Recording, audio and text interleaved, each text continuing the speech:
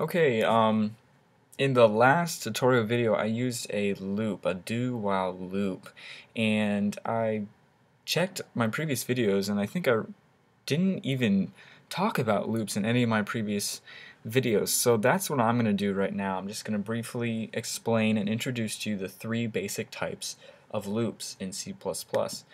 And really, these three basic types of loops are used in all programming languages, not just C++. And the three basic types of loops are for loop, while loop, and do while loop. Okay. These loops are used for different things, different purposes, depending on what you want to do. The for loop is a common, very common loop. While loop is also common. Do while is slightly less common than the other two, but it's still used very often, as in the last tutorial that I just did. I'm going to briefly explain the syntax, or how to set up each loop. So for the for loop, you're going to type for int some variable, usually set it equal to 0, and then you're going to do a semicolon. And then you're going to say how many times you want it to loop. Now if your I is called the index, usually programmers just use I because it stands for index. If you're doing nested loops, you just continue from I, so I, J, K, L, M, N, etc. But for now, let's just do one for loop. Int I equals 0, semicolon, I less than 50. Let's do less than or equal to 50, semicolon, I plus plus. You're going to finish that parentheses. And then you're going to put the operations that you want to loop inside curly brackets. And remember, this is a block, so this is your for loop block right here.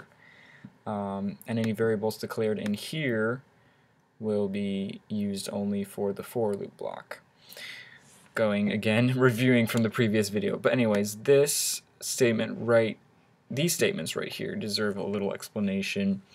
If I is starting from 0, well, let me just, in English, the for loop says, the first statement says, the index will start from 0. This next statement says, loop until the index is less than, or loop while the index is less than or equal to 50. Okay, and the last statement says in English, each time a loop is complete, increment or add 1 to the variable I. Okay, so if I is 0, actually let's do that, yeah. So if I is 0 and you're incrementing it every time, the first time the loop goes, I will be 0, the next time it'll be 1, then 2, then 3. Because it starts at 0, you really and if you want it to loop 50 times, exactly 50 times, you really need to use this inequality, less than.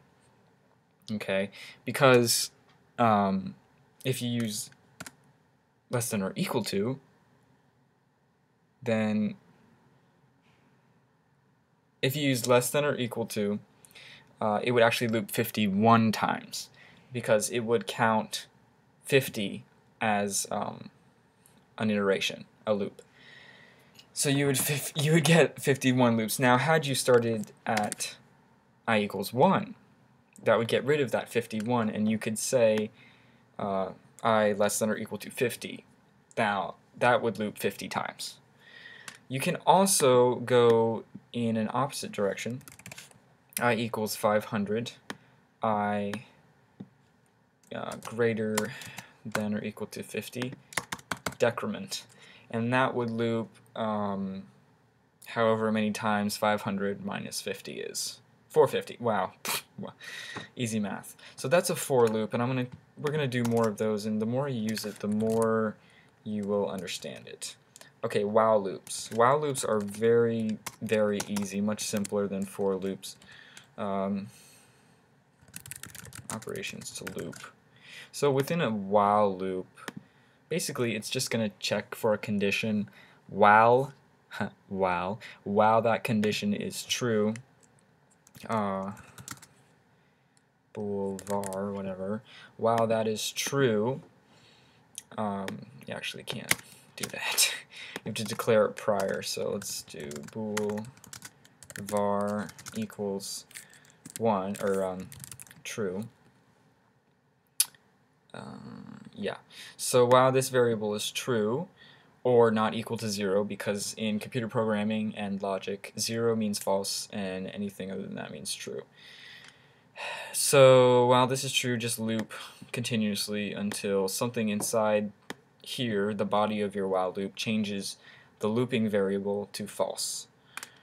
You can also say while not variable, and well, this while loop wouldn't even execute. Now it would, because you're negating a false variable, which makes it positive, which means you're going to loop. More on while loops later.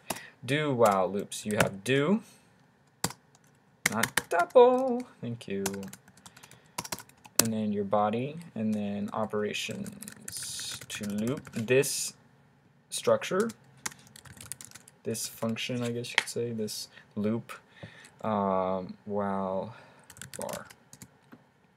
This will always loop at least once. That's what the do part is. Do at least once. And then check your condition. If the condition is true, loop again. Check your condition. If it's true again, loop again. Check your condition. If it's false, stop. And then continue on with the program down here, whatever.